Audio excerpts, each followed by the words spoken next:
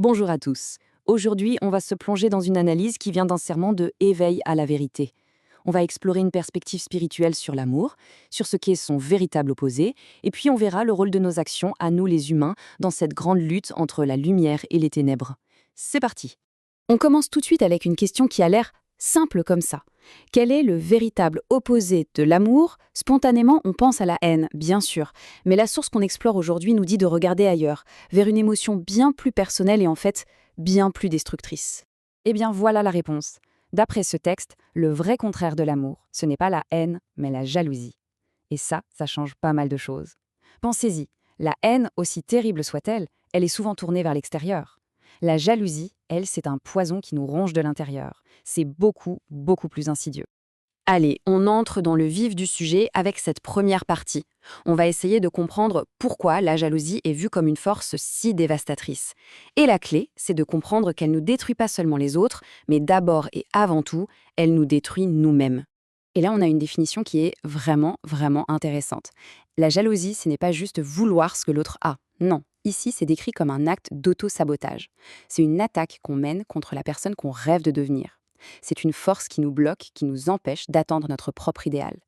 Et ce n'est pas un hasard d'ailleurs. On n'est pas jaloux de n'importe qui pour n'importe quoi.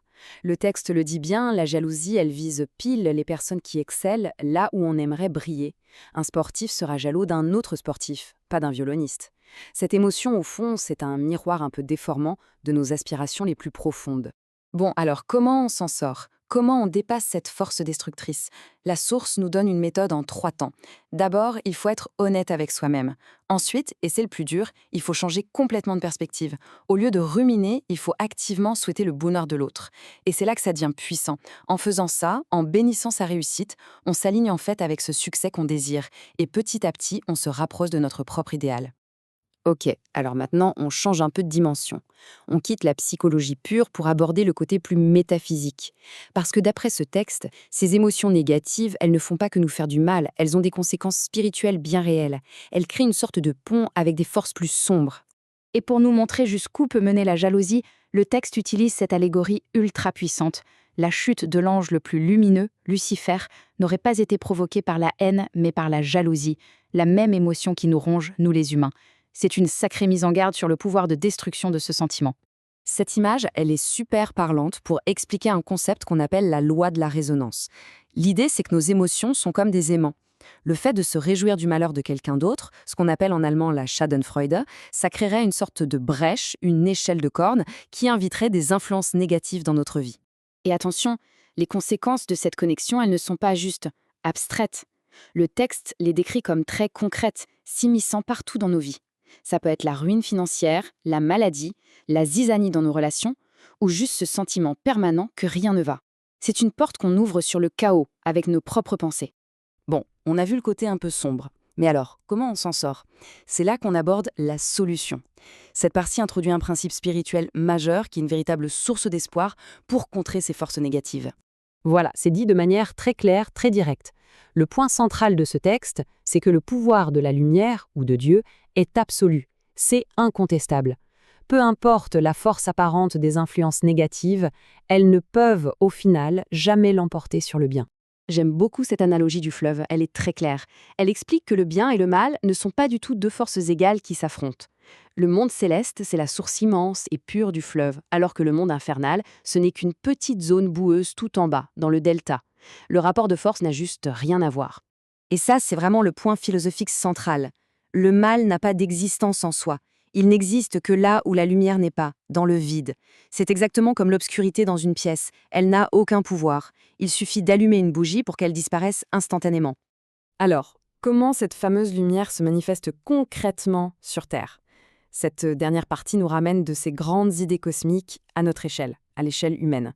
Et en fait, c'est un véritable appel à l'action pour chacun de nous. Et ça, c'est une idée qui donne une énorme responsabilité. Le texte nous dit que notre nature profonde est divine, que chaque personne a en elle ce potentiel d'être un canal pour la lumière, un ange sur Terre, et donc de participer activement à changer le monde. Et là, il y a un truc vraiment surprenant. On pourrait l'appeler un taux de change spirituel. Une bonne action faite, ici, dans notre monde matériel, avec toutes ses contraintes et ses difficultés, aurait plus de 10 fois la valeur d'une formation dans le monde spirituel. Ça donne un poids, une importance immense à chacun de nos gestes du quotidien. Du coup, le message final, il est limpide. Le travail spirituel, ce n'est pas un truc abstrait, réservé à quelques-uns. Ça se passe ici et maintenant à travers des actions concrètes et positives. Chaque effort pour amener plus d'amour, de bienveillance, de lumière participe à un projet immense, celui de créer un monde meilleur, une utopie. Et on se quitte sur cette question qui n'est pas là pour trouver une réponse unique, mais plutôt comme une invitation à la réflexion. Quelle œuvre angélique peut être faite aujourd'hui, ici, maintenant ? Merci d'avoir suivi cette exploration avec nous. Et si le véritable opposé de l'amour, ce n'était pas du tout la haine? C'est une idée assez déroutante, mais c'est le point de départ du chapitre 5 de Éveil à la vérité. On va donc plonger ensemble dans cette analyse pour voir comment une émotion qu'on connaît finalement tous, la jalousie, pourrait être bien plus qu'un simple sentiment, un véritable obstacle à notre épanouissement. Allez, c'est parti. La question est posée. Et bien sûr, la première réponse qui vient à l'esprit, c'est la haine. Ça semble évident, logique, mais ce texte nous invite à dépasser cette première impression, à chercher une émotion peut-être plus subtile, mais bien plus destructrice en réalité. Et là voilà, la réponse. Ce n'est pas la haine, c'est la jalousie. C'est assez radical, non?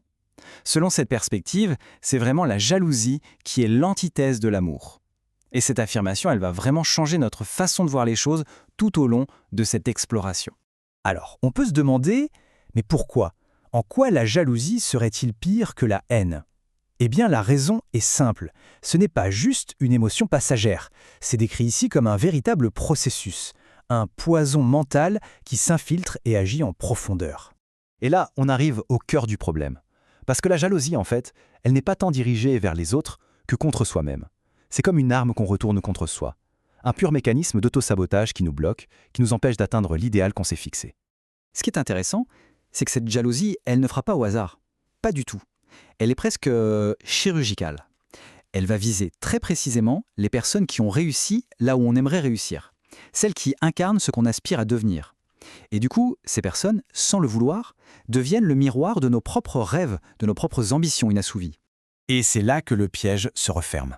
En étant jaloux de cette personne qui représente notre idéal, on se bloque le chemin pour y arriver soi-même. C'est un paradoxe terrible quand on y pense. Le désir de devenir meilleur engendre l'émotion qui nous empêche de le devenir. Mais attention, l'analyse ne reste pas juste au niveau psychologique. Non, elle nous emmène beaucoup plus loin, sur un plan spirituel. La jalousie, ce n'est pas qu'un simple problème de mental, c'est vu ici comme une porte qu'on laisserait ouverte. Une porte sur des dangers qu'on ne voit pas. Voilà, la phrase est posée, elle est forte. La jalousie ne serait donc pas une simple émotion, mais carrément un acte d'invocation, une manière d'appeler, d'attirer des influences négatives. C'est une idée assez radicale. Alors, essayons de comprendre comment ça fonctionnerait. Le concept derrière tout ça, c'est ce qu'on appelle la loi de la résonance. Pour faire simple, c'est comme si nos émotions émettaient sur une certaine fréquence, un peu comme une radio. Et quand on ressent de la jalousie, ou qu'on se réjouit du malheur des autres, on se cale sur une fréquence, disons, assez sombre. Et, par résonance, on attire des esprits qui vibrent sur cette même fréquence. C'est une sorte d'aimant spirituel en quelque sorte. Et bien sûr, cette connexion n'est pas sans conséquences. Au contraire, les effets seraient très concrets et se manifesteraient dans la vie de tous les jours. On parle de maladies, de malheurs, de problèmes d'argent, de conflits relationnels. L'idée, c'est vraiment qu'un désordre intérieur finit toujours par créer un chaos à l'extérieur. Bon, face à un tableau aussi sombre, on pourrait se sentir un peu découragé, voire impuissant. Mais c'est là que le texte nous propose un renversement total de perspective. Il nous dit d'oublier l'idée d'un combat à armes égales entre le bien et le mal.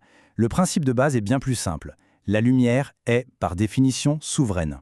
Donc l'idée, c'est d'abandonner cette image d'Épinal d'une grande bataille entre Dieu et les démons. La réalité spirituelle décrite ici est tout autre. Il y a la lumière, une lumière écrasante, et puis il y a l'obscurité. Mais l'obscurité, ce n'est pas une force en soi, c'est juste l'absence de lumière. Et cette pensée, elle est vraiment centrale. Aucun démon ne peut vaincre Dieu, parce que Dieu est lumière. L'obscurité, elle, n'existe que là où la lumière ne pénètre pas. Ça change tout, non? Ça signifie que le mal n'a pas de pouvoir en lui-même. Il ne fait que remplir un espace vide. Et ça, C'est une perspective qui non seulement donne de l'espoir, mais qui nous donne aussi un rôle actif, celui de faire briller la lumière. Et qui sont les porteurs de cette lumière, justement? Eh bien, ce sont les anges. Le texte nous dit que, même si on ne les voit pas, ils sont là, ils travaillent constamment pour sauver l'humanité, pour réduire la souffrance sur Terre. Ils ne sont pas juste des spectateurs, mais de véritables acteurs du bien. D'accord, mais concrètement, comment on fait? Comment on passe de ces grandes idées à notre quotidien? C'est là qu'on arrive à la solution, à l'œuvre angélique sur Terre. On revient à l'échelle humaine avec une méthode très concrète pour transformer cette fameuse jalousie. Alors, comment on transforme la jalousie? La méthode est en 3 étapes. La première, c'est de reconnaître avec honnêteté les qualités de la personne qu'on jalouse. La deuxième, c'est de cultiver un cœur bienveillant, un cœur qui veut du bien à cette personne. Et la troisième, c'est de souhaiter activement son bonheur et son succès.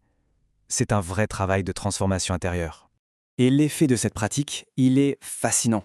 En bénissant les autres, en leur souhaitant du bien, on commence à marcher soi-même dans la direction de son propre idéal. Le cercle vicieux de la jalousie qui nous bloquait se transforme en un cercle vertueux qui nous fait avancer. L'idéal qu'on enviait redevient un but accessible. Et ce petit travail personnel, en fait, il prend une toute autre dimension. C'est ça, l'œuvre angélique. L'idée, c'est que chaque être humain a le potentiel d'agir comme un ange ici, sur Terre. Chaque personne peut participer à ce grand projet de purification du monde, juste par ses actions et ses pensées de tous les jours. Et on va finir avec cette question, cette pensée à méditer. Et si chaque bonne action, même la plus petite, était en réalité notre part de l'œuvre angélique? Si chaque geste de bonté n'était pas un acte isolé, mais une petite pierre ajoutée à l'édifice d'un monde meilleur, d'une utopie? C'est une perspective qui peut donner un sens complètement différent et beaucoup plus profond à notre quotidien.